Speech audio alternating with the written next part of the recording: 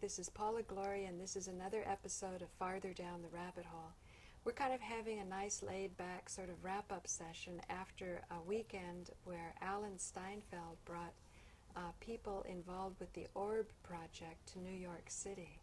And I have a couple of experiencers here with me, and we're going to kind of discuss what is the relevance of a spiritual experience to one's professional career, particularly when we have to be concerned about how that profession fits into the rest of society. So I have here on my left Michele Noble, and she's from Tahiti, and I have on my right Tonia Madenford, and she's from Green Bay, Wisconsin. So thank you for joining me again on this second excursion down the rabbit hole. What did you think of that introduction about spiritual practice and professional responsibility? It truly plays into my world because obviously as a film producer and as a script supervisor in film. Excuse me, what is a script supervisor? Continuity supervisor. We kind of work with the director in making sure that the film is cohesive, that everything matches, it's a continuity. You take many, many photographs on the set, which is a fascinating world to move from when you're dealing with that into the unknown world in which you're capturing unknown things on camera. But yeah, we track the continuity of an actual film, making sure that everything matches from scene to scene and plays out from script to screen. I see. And is it high stress? It can be stressful. Yeah, producing is probably a little bit more stressful than script supervising. Is the producer the one that takes the pressure if the gaffer's not there, the light person? Yes. The producer takes the that producer, pressure? well, and in some cases the line producer and a few people take the pressure, yes. Yeah, but it's pressure, It's right? it's a large responsibility. Yeah, of course because it people is. who are laying... Time is money. You've probably heard that. Right. Yes. That expression. Right. Absolutely. So if... Are you self-employed? Yes. I have a company called Screen Addiction, but I also freelance on many films. So really your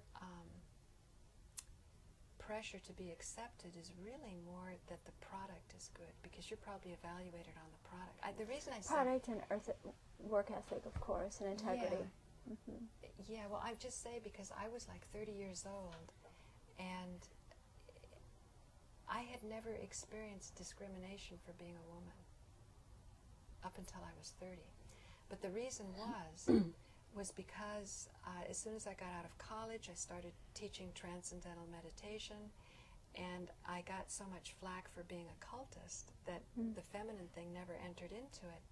And then I started my own business. I had a furniture store, so I'm picking up delivering furniture, and people don't care whether I'm a man or a woman. They just want to get their furniture. And it wasn't until I got a valuable cellular telephone license, and I was down in a boardroom in Atlanta with these great big leather chairs, and I had a license that, well, it seems as though petty cash for the phone company could run up to $20 million. So they were hoping to buy my license for less than that. That's why they had me down in this sort of quick deal kind of thing. But they didn't know that I really wanted to have a telephone company. And while this was going on, one of the guys who is trying to impress us, because that's what he wants to do, is buy our license, he has this knee-jerk reaction. Oh, could you get my coffee? Because I was the only woman there. It was just a moment, and then he kind of caught himself. And that's when I kind of woke up, and I began to realize what it must be like for women working in the corporate field who know that they have abilities, but are just treated in that kind of automatic way. So it made me kind of feel that I'd been very protected. You to have had to wait until I was 30 years old, or maybe even, no, actually maybe even older, because I started my business then. But so if you have a spiritual experience that you think you might be judged as being on the lunatic fringe or whatever. A wacko? Yeah, a wacko. Then if you had to show up at work and somebody's employing you, it might be a little harder, to make that call about when you should express it and when you shouldn't.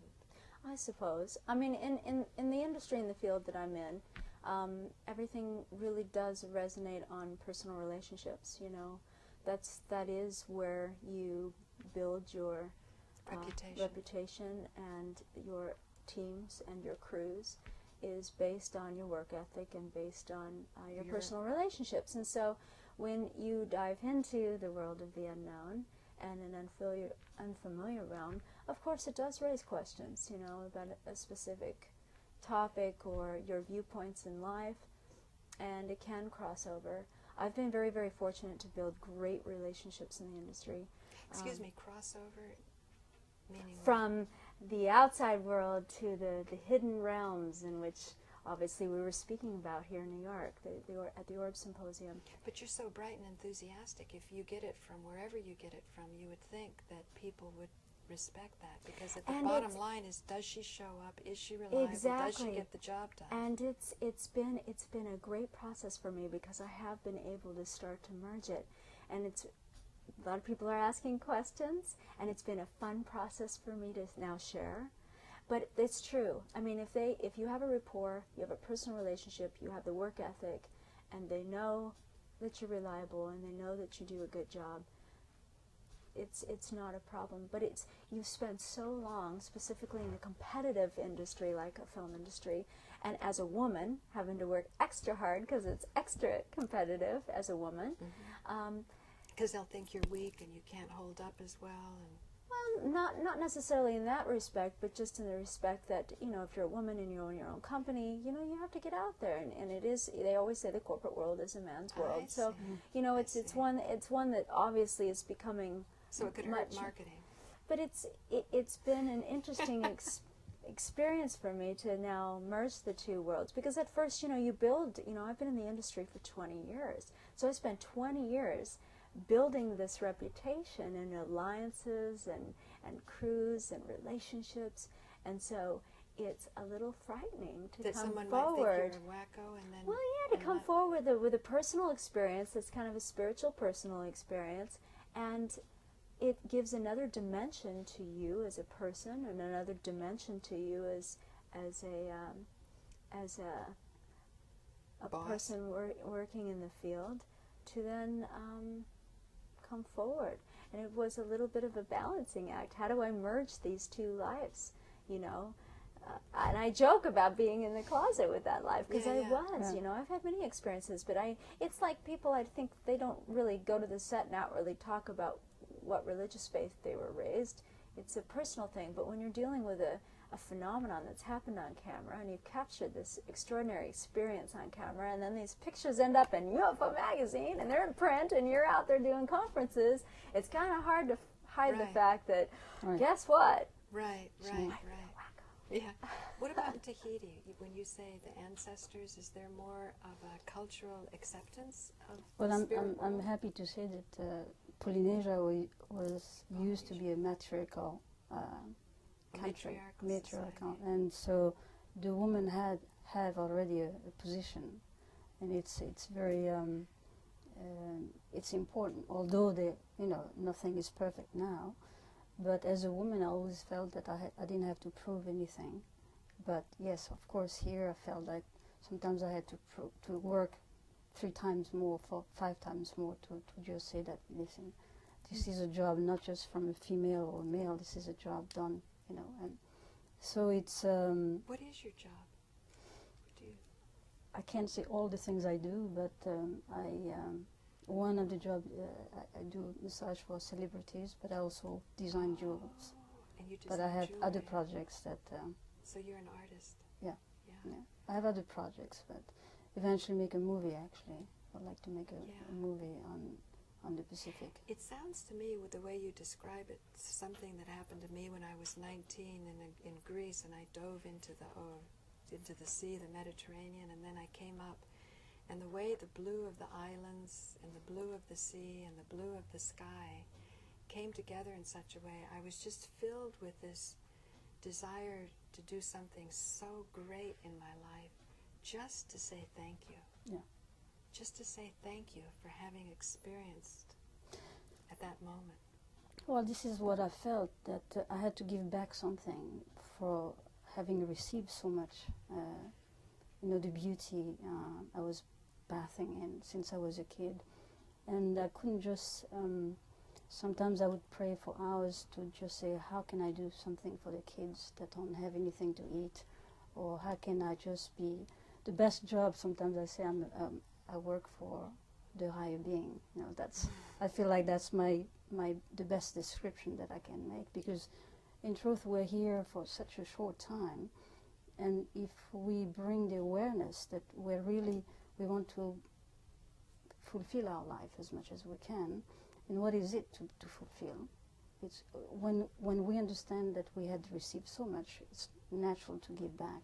It's natural to share. It's natural to see, you know, I feel of course at peace, but I would love to have, you know, kids coming maybe also to my islands, kids from Iraq or Iran, right, who sees the war. I'd love them to come to the Pacific and say, wow, God created the islands too. You know, something like that, that would be powerful. How can I give something? And maybe those kids, I'd love to do something to have them memorize, to have them also in their cells the memory of God. Right. In a different way. So you were so stabilized in this perspective, you weren't shaken by what I brought up. Absolutely on the not. last one. I'm not afraid of what people think. I'm not afraid, because I think it's the time to actually unfold so many, all those realities that people maybe were not always exploring, or whether they couldn't, whether, you know, their social conditions did not allow, or whatever. But it's time. It's also something that I like to be able to do with many people like you. Can I just tell you, sometimes there's that racial misunderstanding or stereotype. We were talking about this with Harold Channer and Joe Friendly, other public access producers, about how there can be this, I don't know what you call it, sort of saying that the white people sort of came from colder climates, so they had to keep warm more, and they became very aggressive, and they could move in on populations that had softer climates. I'm not sure. I'm not sure if I agree with that, because I saw some people are not agreeing with it by any means, but there is that, can also be that feeling that those inclined towards spirituality can be passive and easily malleable, easily fooled, easily stolen from, like that. Do you have any? You're talking about? I'm talking about the challenge of spiritual power being dynamic and protective. Protective, like when I was talking about the controlled effects of directed energy weapons with Dr. Ledwith, Michele Ledwith, and J.J. Hertog. They use the word protection, but ultimately, if we are going in this realm of high energy, it's got to be consciousness. So the protection you seek would only be from yourself. And perhaps it would be, I think at the Ramtha School they talk about the image as being something that has to be overcome. Do you have any... Are most people from Tahiti and Polynesia as spiritually convinced as you are about the goodness and the divinity? I cannot speak for all, but no, I think I spoke to many. There are good and bad everywhere, good and bad spirits everywhere. But I know that in many of the islands, for example, when you go far, also in some islands where you don't have much contact with the outside world, it's true that people are really there's this innocence in them. You know, even the elder people are like children, and I love to go to those mamas we call, and if we have a bad day, and they usually ask what's happening with you, and there's a day tomorrow, so don't worry. And you still have this type of beautiful spirit of innocence. And there is right now, I would say, higher consciousness in regard to their position towards the world, because they know that being blessed, but they should really think of how to give back also. Oh, how interesting. Yeah, so yeah. you think if they think more about how to give back, even though they're innocent, that maybe they can be more assured of not having their forest taken over and all the things that you know, the sort of progressive liberals sort of bleed their hearts over. To be very blunt with you, you know, it becomes a situation of sort of,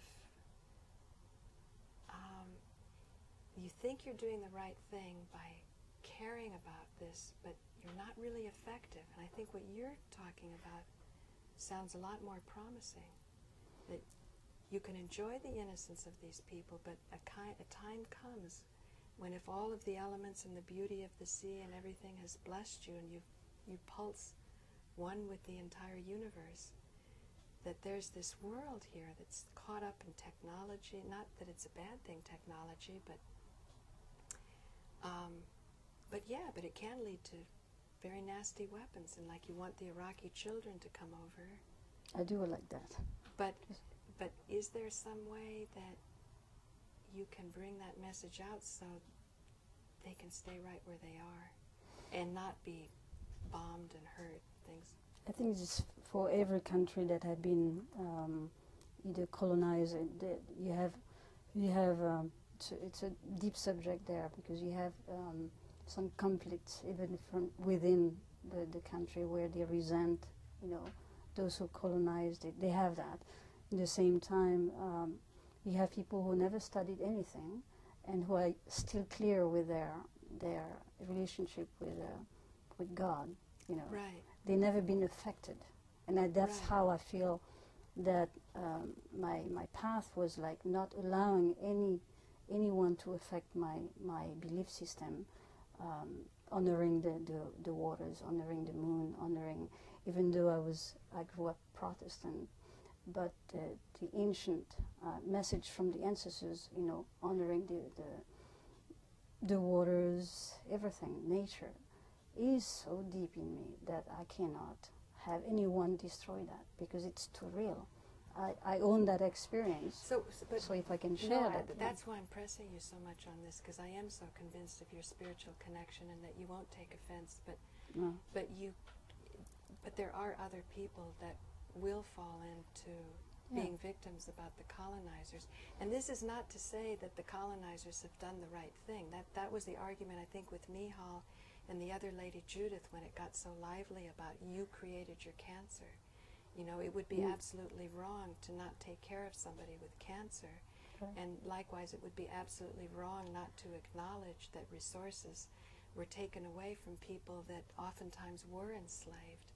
But what you're telling me is that regardless of those circumstances, you don't lose your connection to the moon, to the sun. Let me just say something that actually touched some people in a meeting. Actually, I was playing with a shark, a huge shark, when I was a kid. I went on the shark and I was just petting, you know. And then some Polynesian guy came and killed the shark. And I actually stood and I looked at them. I said, "Why did you kill my shark?" The shark was very nice, you know, and they were afraid. They grabbed me and they were afraid for me. I was not afraid of the shark. And I remember very well the eye of the shark looking at me and telling me, "Don't be like them." So they were adults. Wow. You know, they were adults, and don't, you know, stay innocent. They kill the innocence. And I think this is what happens in this world. People kill the innocence. And if you if you remind yourself that you are, you know, it's like the shark came to visit me, maybe for the last time, but I am so grateful because he allowed me to go on it. And, you know, it never left me. I saw another whale coming to me another time. I saw the same eye, this nostalgia of beauty world, the beautiful world that we are going towards. This is what keeps me alive. But there are times, I have to say, that there are many times I want to go out of this world because it's too painful. I receive so many things in this world, and I when I see people suffering, an elder woman crossing the street and nobody cares about her, I say, I can't believe how people forgot their innocence. Why they don't just do it naturally? So this is, you know, how I rebel, but I say, you know, I keep you know, I keep this, the memory of the shark, the memory of those beautiful animals, or kids, or any woman, I mean, any mamas or any papas, you know, those, the goodness that is more real than bad.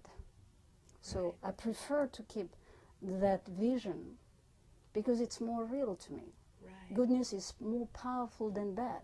Right. You know, who can agree? You know, no one can no one can change my mind. Right. No one. Right. Because I know it's true.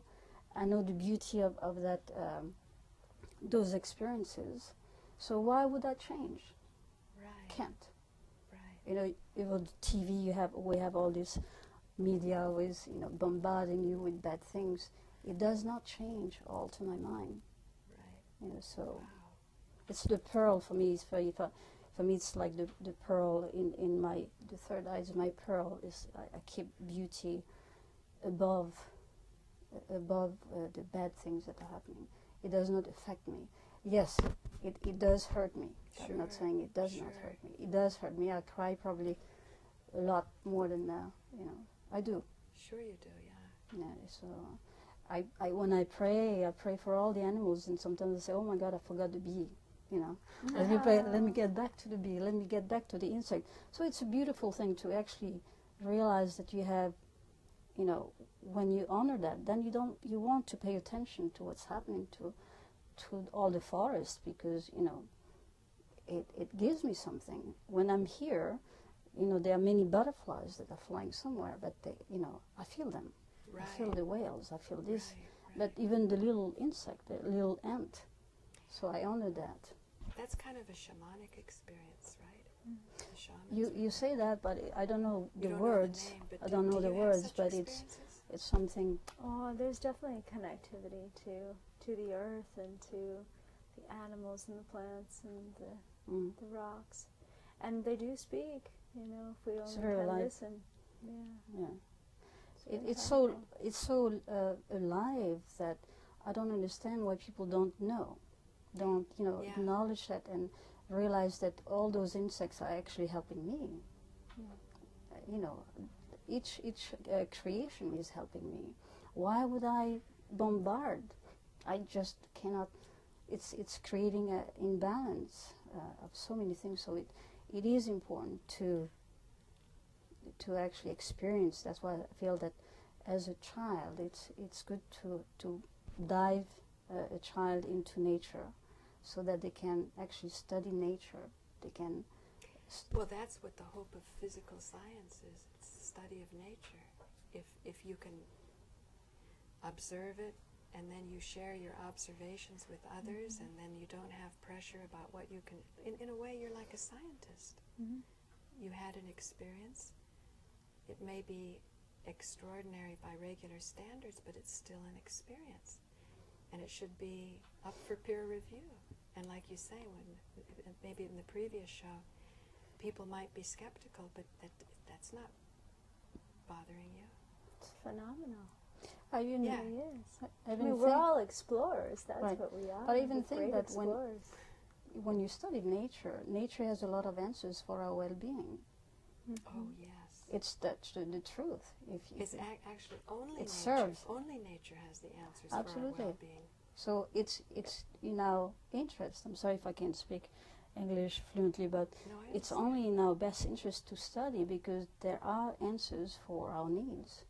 Technology can be used maybe through studying Scorpio. But I don't think technology is anti-nature. Absolutely not. It's like a long, long time ago, my first teacher was Maharishi Mahesh Yogi with Transcendental Meditation, and he had made a comment in one of the talks that everything has consciousness. And someone got up to the microphone, oh, come on, does a rock have consciousness?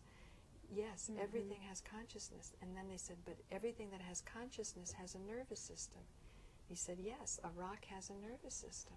We may not perceive it as a nervous system, but it still pulsates with awareness. So that being the case, this is a very real study that's scaring a lot of people who don't have this spiritual profound connection that the machines are taking over, and that because computers can do things faster, smarter, better, the machines know more than we do about our buying patterns.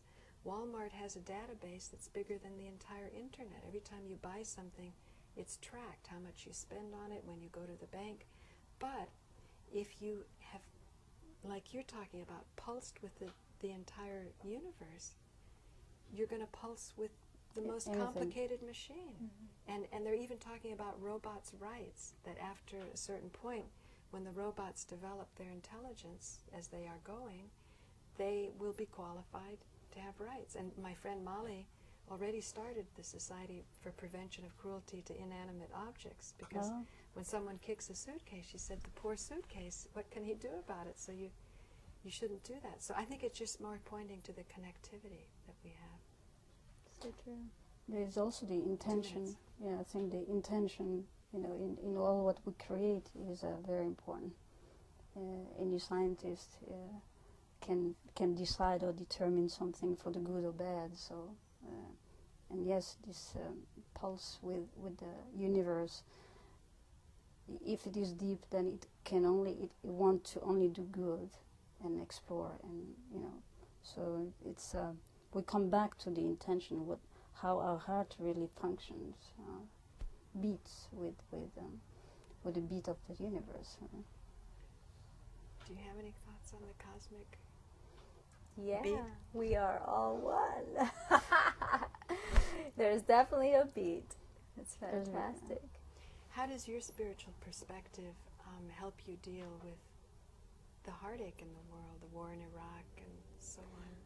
Compassion for both sides. You know, compassion just for life itself. Yeah. It's a great thing, love and compassion. And forgiveness, of course. Right. Forgiveness seems pretty easy when you get the whole picture. Like the person who's not helping the lady across the street, you would probably have to also be compassionate that somebody has lost their innocence, as you call it, so much that they wouldn't even see that a small thing that they did could help someone so much. And then you go, well, there's another person to be helped. That's right. Anyway, thank you both for joining me. We've had an Thank you. excursion from Wisconsin to Tahiti. We're here in Manhattan. And this is Paula Gloria, and this has been Farther Down the Rabbit Hole. Thank you. Thank you. Yeah. Feels home.